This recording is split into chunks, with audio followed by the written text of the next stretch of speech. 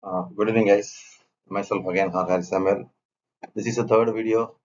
In the third video, I'm going to explain the design of spring or spring design.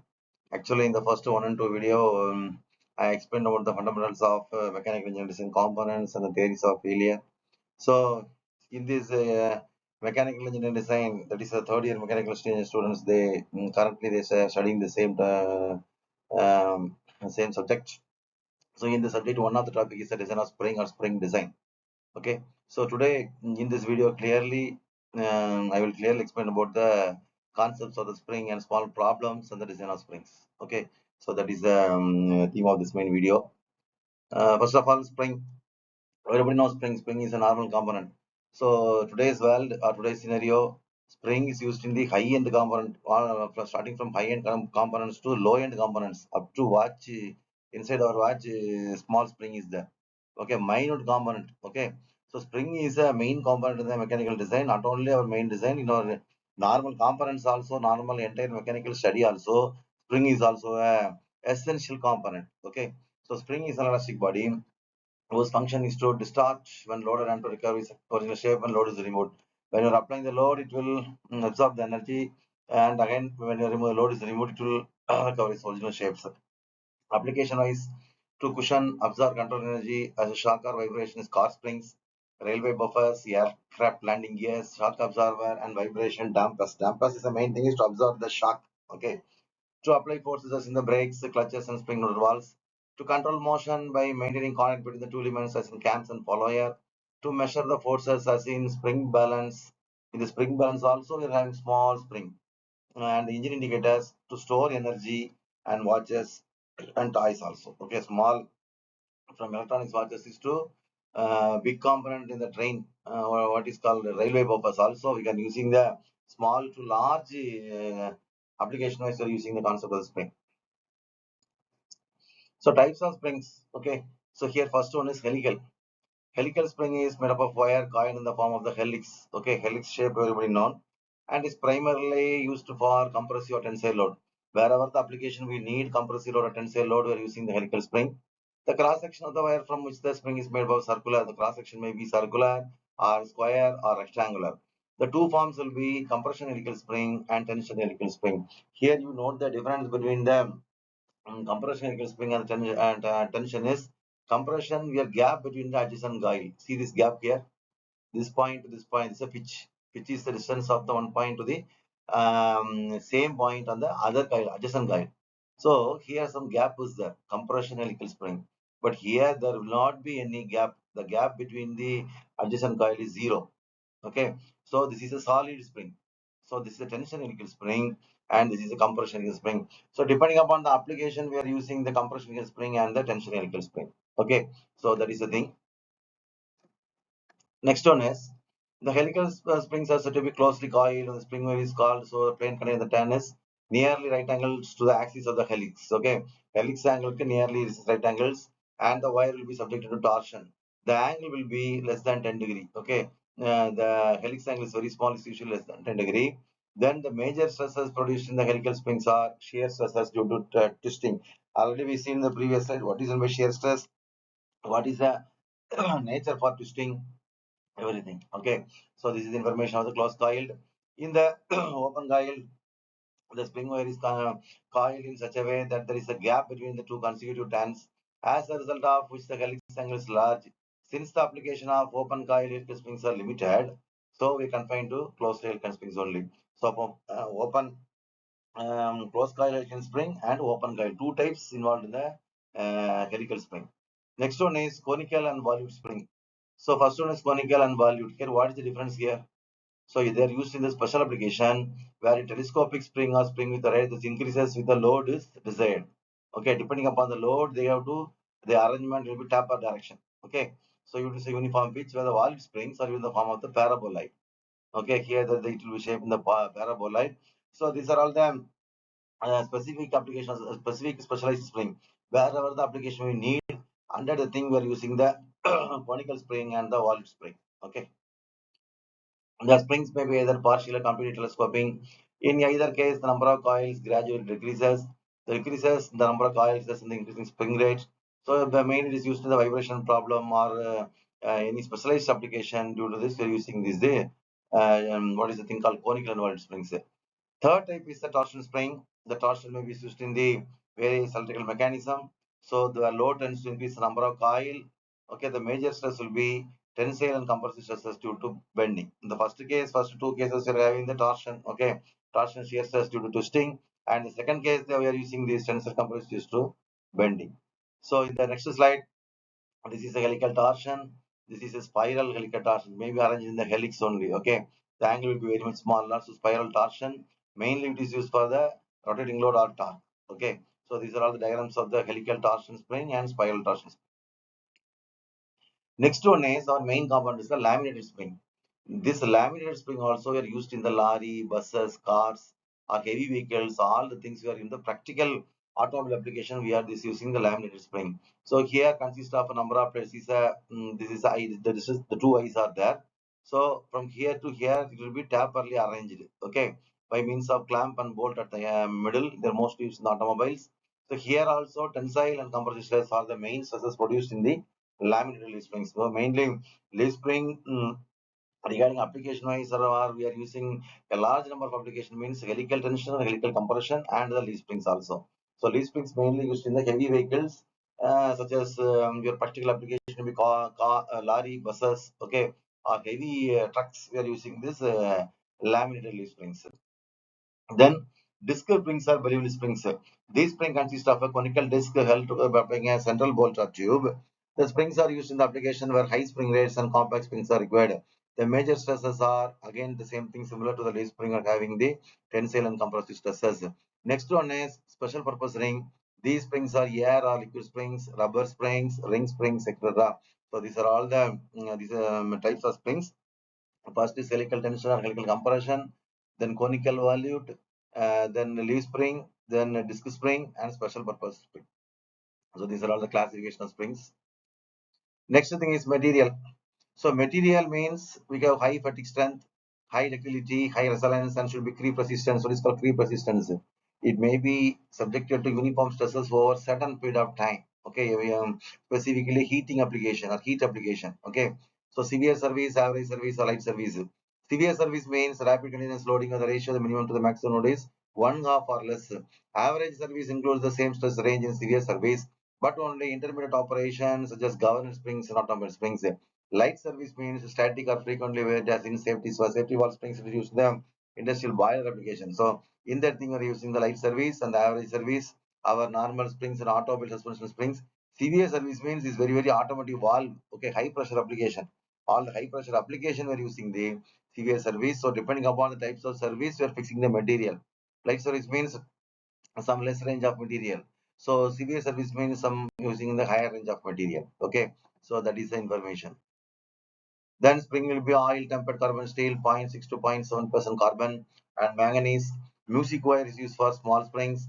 Non-ferrous metal, Passer brands, beryllium copper, mono metal, brass may be used in special cases to increase fatigue resistance.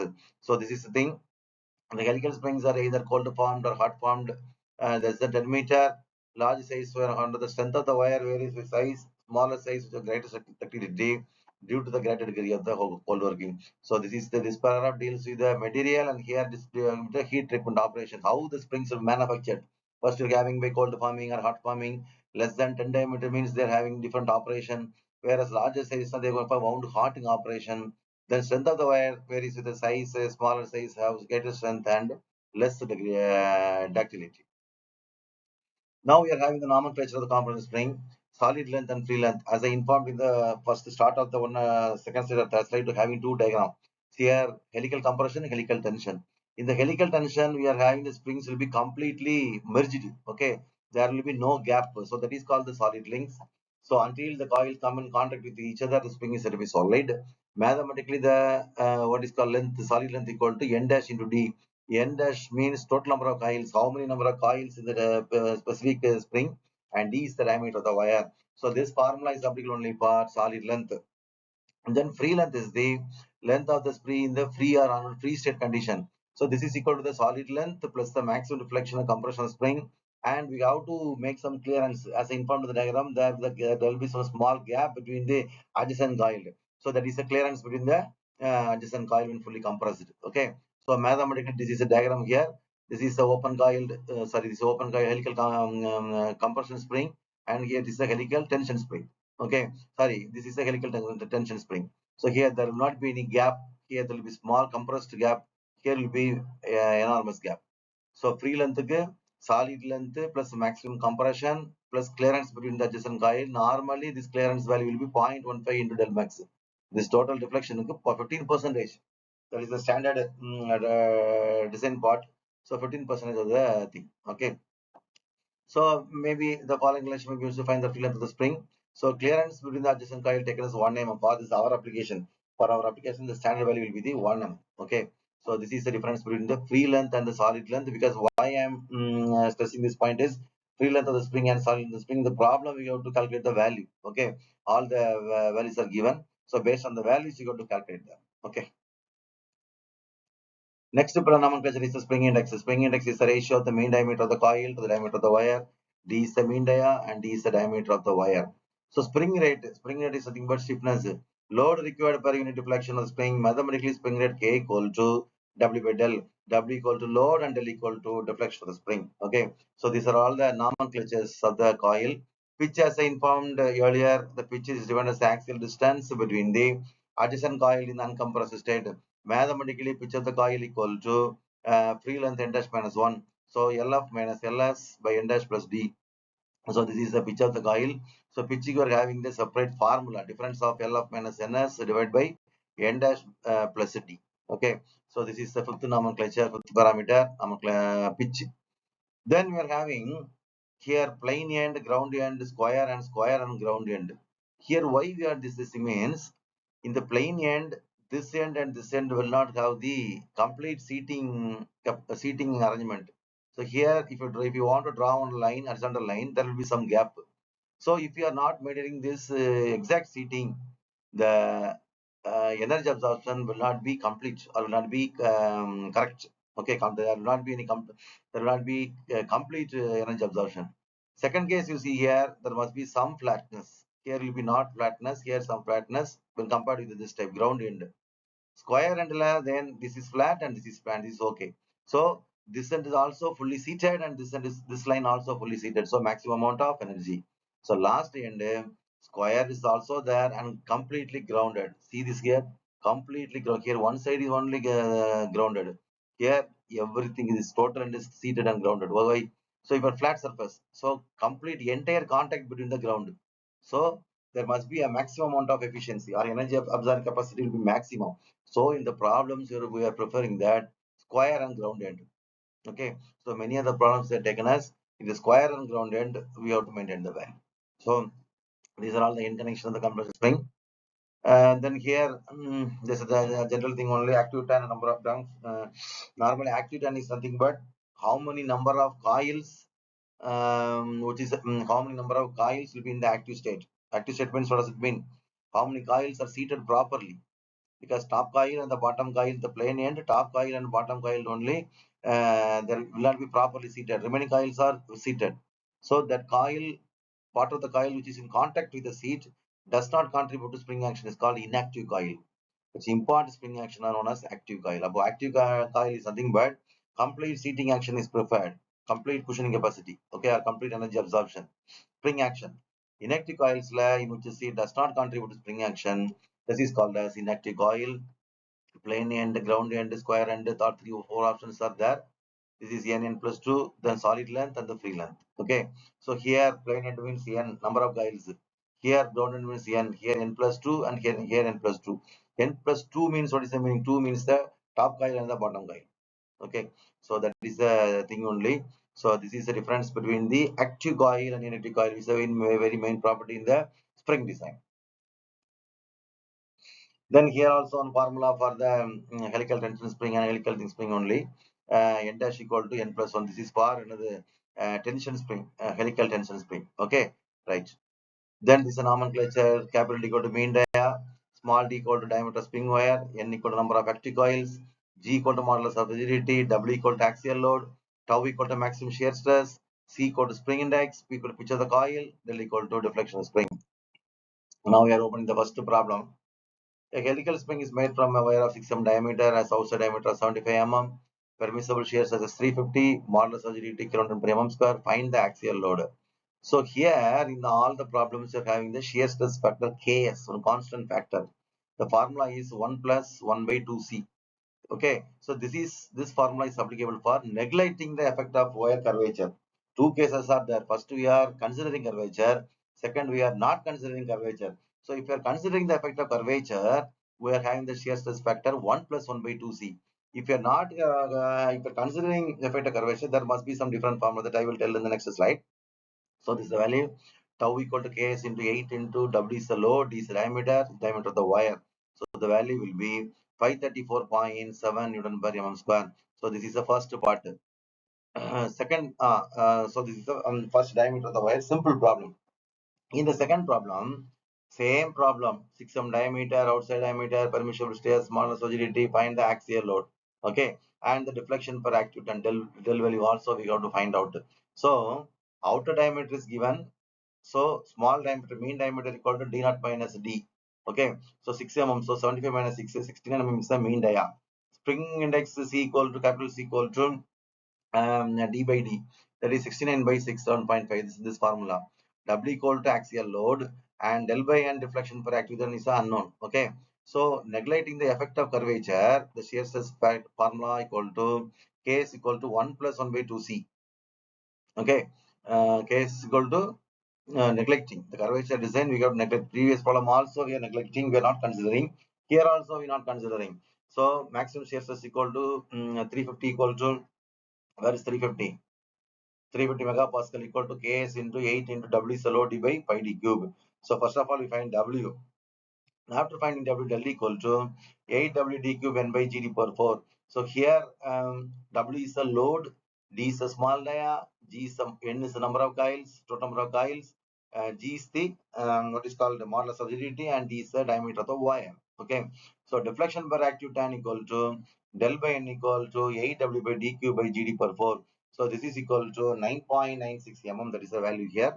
So this is the first thing. What is asked? Axial load we got to find in the previous slide, and apart finding the axial load, we are having the deflection per active ton. Okay, so first problem, second problem, what is the major difference is, first problem also we are not considering the effect of curvature. This problem also we are not considering the effect of curvature. Okay, so that is the second problem. Now in the same problem we are having considering the effect of curvature. So not considering the K is equal to 1 plus 1 by 2c. So considering the effect of curvature means this is the standard formula. K equal to 4c minus 1 divided by 4c minus 4 plus 0.615. C equal to what is called spring capital D by small d. Okay. C we discussed in the previous slide. So C equal to capital D by small d. Already we find in the previous slide. So maximum shear stress equal to 350 equal to K into 8W into C by pi d square. So W equal to 350 by 0.91 cube, so 383.4 Newton. This is the weight, that is the load. How much amount of load we got applied for the same thing. We are considering the curvature. Second thing is deflection del equal to 8W d cube by Gd per 4. W is the load, capital D is the diameter of the spring, N is rotor of coil, G is modulus of rigidity, and D is the diameter of the small wire. So del by N equal to, substitute all the values and get the 9.26 mm. So previous slide, the same two parameters we already found out, but we are not considering the effect of curvature. Here we are considering the effect of curvature. So in the curvature, effect of curvature, consider not consider, only thing the change in the formula, with respect to K equal to, okay. Other things, everything remain same only, okay. So this is the second problem. Last problem. A loaded narrow gauge car of mass 1800 kg and moving at a velocity of 72 meters per minute is brought to rest by a bumper consisting of two helical springs of square section. The mean diameter of the coil is 6 times the square section. In bringing the car to rest, spring will be compressed to 200 mm. So assume the shear stress, spring index 6, spring index is capital C equal to capital D by small d. Maximum load is side of square section, mean diameter, number of active coils. So here two things we have to find out, side of the square and here also. First, kinetic energy, then the car is moving at a velocity of mv square. So you have to mass is given and velocity is given. This total energy is absorbed in two springs and compressed to 200 mm. So when the springs are gradually loaded from 0 to W, So what is 0 is the initial starting position, maximum position it reached W. Okay. So 0 plus W by 2 into 2 into 200, because compression mm will be 200 mm compressed to 200 mm. So that value will be equal to the total value 1296. So from that thing, we find the value for W. Okay. So that is another thing of W. So 0 plus means 0 is the initial load, W is the maximum load divided by 2 into 200. Okay. So that is the thing. Then side of the square section at B equal to side of the square section of the wear and D equal to mean diameter. Same we are considering the curvature 4C minus 1 divided by 4C minus 4 plus 0.605 C. So the value will be 1.25. So K equal to maximum shear stress equal to this value. And from the value, we got to find out maximum shear stress tau equal to K is a constant, W is a mean load, sorry, capital total amount of load, D is the diameter, and small is the B. So from that thing, we're finding the B value is 17.89 and say 18 mm. So same formula as this formula. So wherever we need the concerned value, then we need to switch the formula based on the concerned value, and we are getting the answer. Okay. So this is the third problem. Then next one is mean diameter of the coil. So D equal to 6B, as I informed. Spring index is given 6.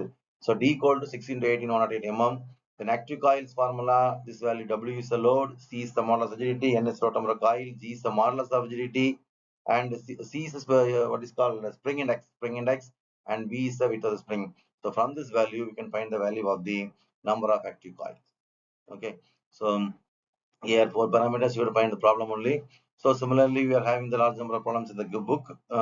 So the main problems only I will take into consideration the video, and I will explain all those things. Okay. So these are all the information. First of all, spring applications, sorry, spring types. What's the purpose of spring? Then spring types, then material for spring.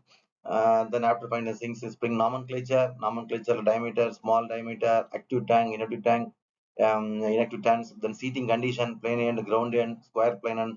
Then we're having the small simple problem, the three problems. Okay. So this is a nice information about the design of spring design. It's a one part, it's a one topic in the mechanical engineering design subject. Okay. So this is the thing. So thank you for your understanding, and I will meet in the next coming videos with a different topic. So once again, thanks a lot.